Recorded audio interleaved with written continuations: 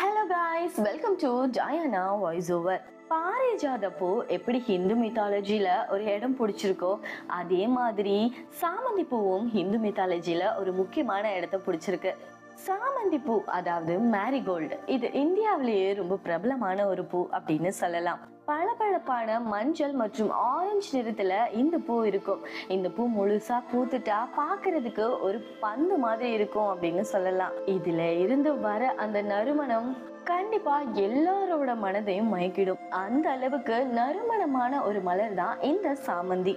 ஆனா இந்த சாமந்தி பூவை ஹிந்து மித்தாலஜில எப்படி குறிப்பிட்டிருக்காங்க அப்படின்னா, தீய சக்திகள் கிட்ட இருந்து நம்மள பாதுகாக்கிற ஆற்றல் இந்த சாமந்தி பூவுக்கு இருக்காம். இதனாலேயே நிறைய கோவில்கள்ல மாலை கட்டுறதுக்கும் தோரணைக்கும் பூஜைக்கும் இந்த சாமந்தி பூக்கள் பயன்படுத்தப்படுது. முக்கியமான விசேஷங்கள்ல தோரணை கட்டுறதுக்கு கண்டிப்பா இந்த சாமந்தி பூவை தான் பயன்படுத்துவாங்க. இதையெல்லாம் தாண்டி முக்கியமா இறந்தவங்க வீட்லயும் இந்த சாமந்தி பூவை பயன்படுத்துவாங்க. ஒருவேளை அதுக்கான காரணம் தீய சக்திகள் கிட்ட இருந்து நம்மள பாதுகாக்கணும் அப்படிங்கிறதுக்காக கூட இருக்கலாம். இதை பத்தின உங்களோட கருத்துக்களை கமெண்ட் செக்ஷன்ல கமெண்ட் பண்ணுங்க. தேங்க்ஸ் ஃபார் வாட்சிங்.